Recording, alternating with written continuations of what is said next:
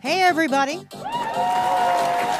Welcome to a fun edition of Deborah Koval Live, and we have not been here since the new year. So happy New Year, everybody. And joining me in studio today is someone I rarely see, John Kobylt from the very well-known, #1 rated John and Ken show on KFI Radio and iHeart everywhere. Thanks for coming in. Yeah, we don't see enough of each other. No, we don't. So I just had to grab you off the freeway and said, hang on your way to the Burger King. Come on over here and let's talk about something we love to talk about at home, Donald Trump. And what's... Well, you do. I know. Well, I don't. he and I have somewhat differing views. You can imagine what an interesting home we have.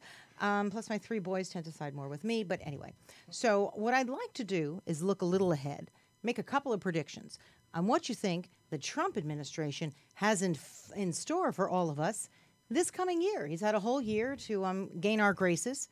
And what do you think's coming ahead for him? Well, it's not possible to project anything or predict anything. It's literally impossible because he's all over the place all the time. I put the tweets aside. I don't pay any attention to the tweets. I think the world gets way too distracted by those.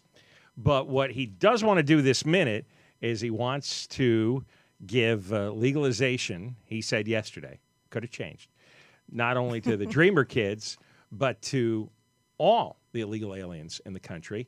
In exchange, he wants... Okay, wait, let me just stop you. What? That's a great thing. In exchange, though, he wants the wall built. He wants to end chain migration, where you come to this country and then bring 15 relatives with you. He wants to end the visa terrorist lottery system and dozens of other programs, which the whole immigration bureaucracy has bloated and grown beyond all reason. And he wants to have an orderly, merit-based system. Orderly, merit-based system, that's never going to happen. The wall, I disagree with, and you already know that. I just don't, I think it's expensive. I think people will find a way, if they're coming over from Mexico, they'll find a different way to come. They'll build a tunnel, they'll come by helicopter, whatever. People will come. In terms of they're not going to come by helicopter. In terms of chain migration. They're too poor to come by helicopter. Hang on a minute, I'm making You a would point. come by a helicopter. Private helicopter at that. Yeah. No, chain migration, I'm not sure I necessarily agree with that either. I understand, though. I mean, I do understand. But if you let someone in the country and the rest of their family is somewhere else, what are you supposed to do? Leave them behind? I mean, there needs to be some kind of program. Well, yes, you do have to leave them behind until they qualify under the rules. Look, the first step of this is a good step. It's a good step forward. Let's Right, just but put it that way. I think he's going to get some resistance, obviously, by the other side. Well, with then the they're wall, not with going to get any legalization for the people they say they care about. Do you think there's going to be any kind of negotiation? There has to be. Well, it can't just be all or nothing. I thought what he laid out was actually a great negotiating ploy. I agree. I don't Because disagree. we've heard for decades from the Democrats that they want to legalize these people, take them out of the shadows so they don't have to live in fear and all that. And he is calling their bluff and saying, fine, I agree with you. We can do that. But here's what I want. When you do a negotiation, for it to be successful, you have to make the other person happy. If they want you to make them happy, you have to make the other guy happy. You know what I think? And so Trump has said, here's what makes me happy. Let me make a prediction. And then we both walk away happy. I understand. But let me make a prediction. The wall will not be built. There's just too much opposition to that. We'll see. I think it's expensive. I think it's just not expensive. I think it's one of those things where he is trying to keep his campaign promise. But the truth is, I don't really think he cares if there's a wall. Well, it doesn't matter. It's a bad idea. It doesn't matter if he cares or not. It matters whether he does it or not. It doesn't matter what the reason is. You just look at what's the end result. And it's not expensive. If you look at $18 billion over 10 years, that's $1.8 billion, which is 0.0032% of the annual budget. That is literally the change that rolls under your carpet in your car. It's nothing. All right, there's a lot more to talk about with him. Let's talk about Michael Wolff and his book, Fire and Fury.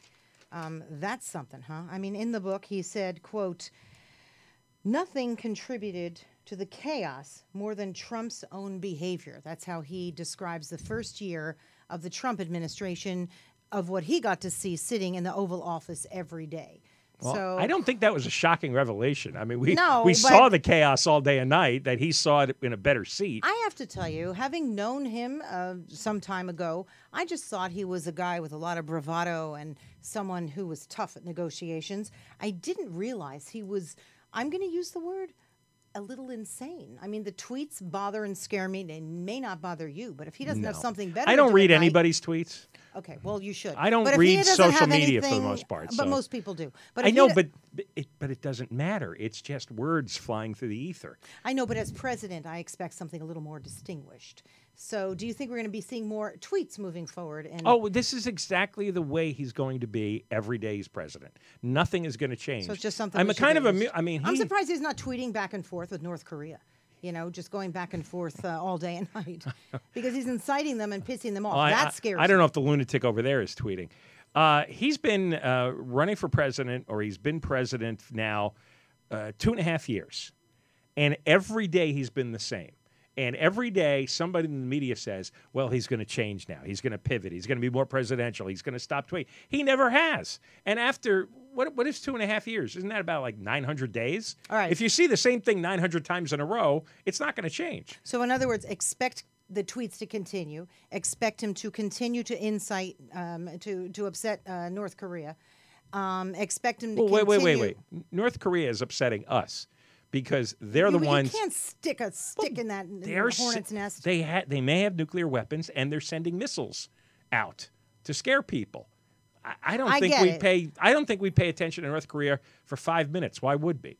I mean, there's nothing there to pay attention to. But he tries to incite him. He's trying to incite something. That whole thing. I got a bigger button. I mean, come on. That is so absurd. I got a bigger button. You know. Well, I think it's like absurd to try to challenge the United States because what does this guy think is going to happen? If he sends a missile anywhere close to us or any ally of ours, he's going to get flattened. There's going to be a missile right down his chimney.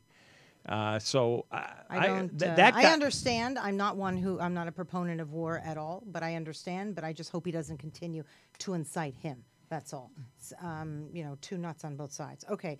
So what else what about the book? We didn't continue about the book. All right. The book, it's interesting. A poll came out today, and only a third of the country, and most of them haven't read it, so I don't know the point of this poll. Well, only a third of the country finds it credible. And here's the odd thing.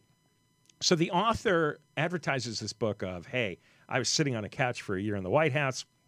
I've been inside the Trump campaign for a year and a half. That was the day one push of the story. It got excerpted in New York Magazine. A couple days later, he goes, well, I don't know what is true and what isn't. He says, this is what people told me, but some of them could be lying. Some of them might have been embellishing because they all have agendas. And he goes, I don't know. He goes, you have to figure it out. And I read that. And I go, well, how am I going to figure it out? You were there. You're supposed to figure out who's lying. And then tell me, this guy said this, but he's lying. Or don't publish it at all. Why would you publish other people's lies or things that you suspect are lies? But do you believe when he said that he really didn't think he was going to win? Well, what he wrote is that he didn't really think he was going to win, didn't really want to be president, that he wanted to use this to build his brand to be this global media empire, which doesn't exactly square with he was colluding with the Russians.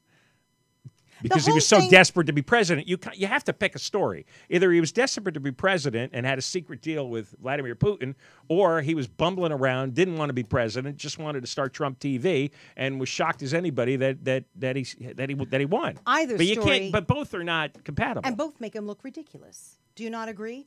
It's not really a man who wants to go in this to try and do better. It's a man either doing business with the Russians, supposedly, or it's a man who really didn't want to win, but he just wanted to launch Trump TV. Either way, I don't really see a man standing front and center wanting to make things better for the people of the United States, except to build a big tall wall in Mexico. That's what makes me question whether the whole thing is true. Because running for president is so expensive and so exhausting and excruciating. For Michael Wolff to try to peddle the idea that he didn't really want to, he talked about wanting presidency going back to the 1980s. He's on record doing that. So it's like the premise of the book sounds a little preposterous to me, and I wonder if this guy, because what I have read there are dozens and dozens of books about the resistance coming, right? And I'm thinking, well, every guy who wants to be famous, who wants to make $1 million, is now going to publish an anti-Trump book, a resistance book, because that's the climate, right? It's like it's like you'd make a disco record in 1978, right? Even if it was a bad one, it would sell 1 million copies. That's the kind of frenzy we're in. An anti-Trump book will make you $1 million today. What do you think we can expect from Bannon? Nothing. I mean, what a bunch of, I don't know. think about the people he surrounded himself with. Ailes, Bannon, this guy, Wolf, I mean, you know, Kellyanne. I mean, just a tough crowd, I got to tell you. It seemed like everyone was those were the people for their own. Well, those were the people attracted to him. Remember, crazy people attract crazy people. So, you know, he wasn't going to get traditional political aids. Right. You know, they all glommed onto a guy like Jeb Bush, and what good did that do? You know, there was a certain moment in society where Trump worked. He made absolute sense to a lot of people, obviously. These people identified that moment and said, I'm going to be a part of this. And they understood the moment, too. They do look crazy if you don't have that sensibility. But if you're in the world of the people who voted for Trump, these people make perfect sense. Before I let you go, because I know you've got your own show to go do over in Burbank, Oprah for president. What do you think about that? Now she backed down and said, no. That's not what my speech was about. It was supposed to be empowering. Everyone wore black to the Golden Globes. I, for one, appreciated the solidarity of women coming together for other women. What kind of nickname do you think Trump would come up for Oprah? I don't know. Yeah, it's not going to be pretty, whatever it is. He's going to completely rebrand her. Considering that he once said that he would pick her as his running mate. Yeah, because she's really popular, right? And of course, he would change sides. There's a thing about Oprah. She looks bulletproof at the moment because it's really easy to give a speech where you have adoring actresses all applauding. But I just read a story today because the resistance to Oprah is already beginning, and they're looking into all these. They're looking into the TV shows that she did in the 1980s, where she was promoting this idea that there were satanic cults that invaded preschools, and these satanic cult people were molesting children. Oh my goodness! You know, she got into a lot of weird stuff that she was actively promoting and supporting. Those turn into campaign ads. You know what? You could dig an awful lot up if you just look a little hard about Trump, like even back in the days of Atlantic City. So they can dig even harder. But the point is, does she want to deal with that? No, I don't think she will. She's got a nice life. Right, does she want to explain why she was promoting satanic cultists who were raping children 30 years ago? That's not – and you know, that'll be a month. I don't think she will run. I just think, you know, a lot of people were in a frenzy because it was the nature of her speech. It was inspiring, and it sounded like a leader. You know, no more, she said. So, you know, I think people were saying, oh, my God, Oprah, why don't you run for president? But she's been very clear in saying that it's really not her thing, and she feels like she could be more effective not running for office. So, I don't know. We'll see. Can you give me one prediction that you hope will happen, under the Continued chaos. Continued chaos. I mean that. I really think this is life now for as long as he's president, unless he just suddenly falls over. He's not going to leave willingly. Oh, and then we've got Mr. Pence to deal with. On that note, I'll end with you. So thank you so much. I really appreciate it coming on. You should. I am. John Kilduff with the John and Ken Show. Thanks very much, and we'll see you in a little bit. Bye-bye.